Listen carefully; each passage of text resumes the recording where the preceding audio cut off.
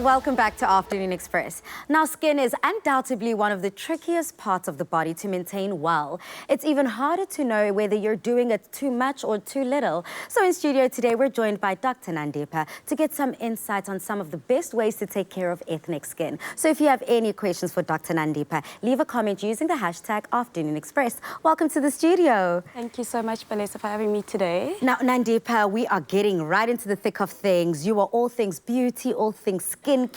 What exactly do you do and what is aesthetics all about? Okay, so aesthetics, which we call medical aesthetics, it's procedures that are mostly non-invasive procedures that we currently do, although in the States it's referred to as surgical as well because it's cosmetic procedures. And basically it is focused on dermatology as well as surgical procedures, but in a very non-invasive way. Okay. Yeah. So basically taking care of things, but not delving too deep inside the skin, not cutting anyone open. It's kind of safe, all above board, basically. So what are some of the misconceptions and misunderstandings people have around medical aesthetics? I think particularly in our region, for example, there's a myth and a misconception that aesthetics is about skin bleaching. And it is not, or that's the skin concerns of it. Wow. Or it could be anything from it's so expensive, it's inaccessible. That's another misconception. There is access to these procedures. Yeah. A lot of people think it's for the bougie, it's for the upper class, that I could never afford it. So the treatments and the things that you guys kind of do are accessible to kind of anyone and everyone, of course, if need be. If need be, definitely accessible, especially in the middle class socioeconomic part of the population. And it's not really for the bourgeois or extremely inaccessible. So Nandipha, you've definitely helped me because I will definitely be making my way, making sure that the pocket is also in check. Definitely. Now, you focus on ethnic skin. Yeah. Just to break it down, what is ethnic skin? How can we categorize it? Okay, ethnic skin, the way we can categorize it, you know, to be correct, Balesa, and to be politically correct, I would say that we're moving away from calling it ethnic skin because almost everyone has ethnic skin. Yes. So we now call it people of color. That's the more correct way of saying placing it. But basically, it's more, if we place people of color, it's people that have more pigment in their skin and more melanin. And it could be anyone from African descent, it could be Caribbean, it could be South American or even Latino. So if you have more pigment, and we have a scale that is called the Fitzpatrick scale that usually scales skin type from 1 to 6. And just to give you perspective and understanding, if we scale somebody from 1, that person has ivory white type of skin, going all the way to number 6. So usually people of African descent, they are between 5 to 6, depending on the amount of melanin that they have in their skin. So then what does that mean in terms of daily skincare, especially now getting into summer, the sun is out, we need to make sure we're protected, we're hydrating our skin, we're taking care of our skin. How does that regime look like? You really definitely, there's a misconception, going back to misconceptions, that as people who have more pigment, we don't have to use sunscreen. That's a huge misconception. It's a myth. We definitely need sunscreen. And the reason is because, as you know, there's climate change and our ozone is no longer protecting us. So the UVB rays and UVA rays are penetrating right through those layers. So we need some sort of protection.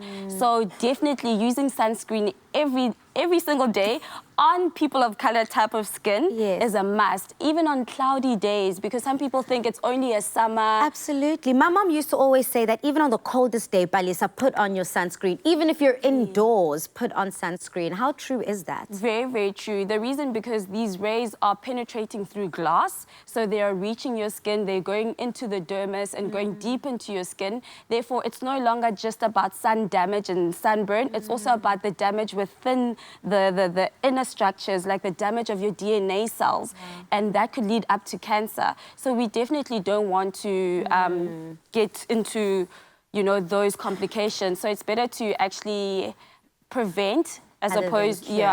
yeah, exactly. And then what does this mean with people with hyperpigmentation? What does this whole regime look like for them? Because I know a lot of people out there do suffer from hyperpigmentation. Okay, so just to explain, with hyperpigmentation, it's because of the inflammation that's taking place in your skin. Okay. So now what happens is that when we have hyperpigmented skin, it's because our melanocytes, which are the cells that produce the melanin, they are overactive.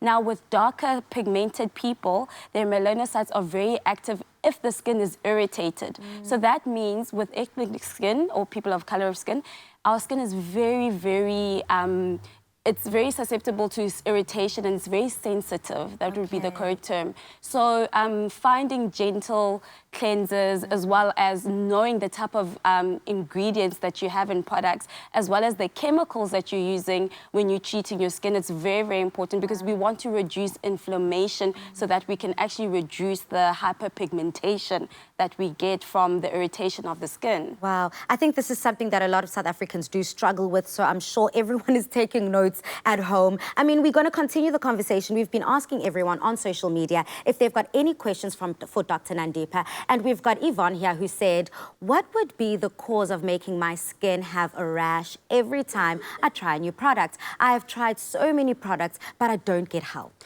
Definitely irritation. I think with Yvonne, she really needs to read the products that she is purchasing. So she could be allergic to something in the product. So it's always important to read the active ingredients in a product because if you have sensitive skin, it could be products that you're using to cleanse, it could be your makeup. Oh, wow. You need to find mineral-based products and you need to minimize the amount of ingredients that are in the product that can cause irritation. Okay. So try finding fragrance-free products. She needs to see the type of alcohols that are in the product. So we need to find out. Look, and take the time. I think a lot of us don't take the time, Yvonne. I'm not sure if you like me. I kind of want to take a shortcut, take anything off the shelf and use it. Definitely use a process of elimination to try see what exactly is irritating that skin. We've got one more comment here from Unomvula Mimzo who asks, I would like to ask the doctor, my skin is very oily and I have some pimples, so I can't get it better. How can I get it better?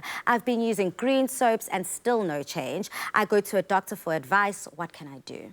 Okay, with her, it's also important to know the severity of her pimples. Is it a mild case? Is it moderate? Is it severe? Because if it's mild to, mild to moderate, she could use over-the-counter products. Okay. But if it's severe, I always say, please see a professional and get professional help, whether you go see a dermatologist, you go see a doctor that specializes in skincare, that's very important.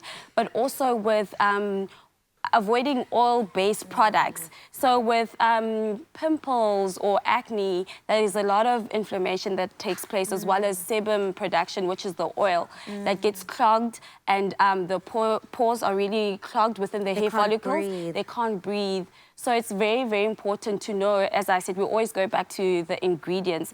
So there are certain ingredients that are helpful in cleaning up those pores, especially with ethnic skin, which you can actually find over the counter, which contain acids like salicylic acid, as well as benzoyl peroxide, retinoids as well. But you need to know and also know the percentages and concentrations. So it's very important to speak to a professional before you start taking anything off the shelf. Absolutely. It looks like this goes so much deeper than science. We need to take it personally and the responsibility is up to us. Thank you so much, Dr. Nandipha, for coming through and dropping these jewels. It is summer, it is hot. We're trying to look cute from head to toe, inside and out. So make sure you keep your skin healthy and hydrated.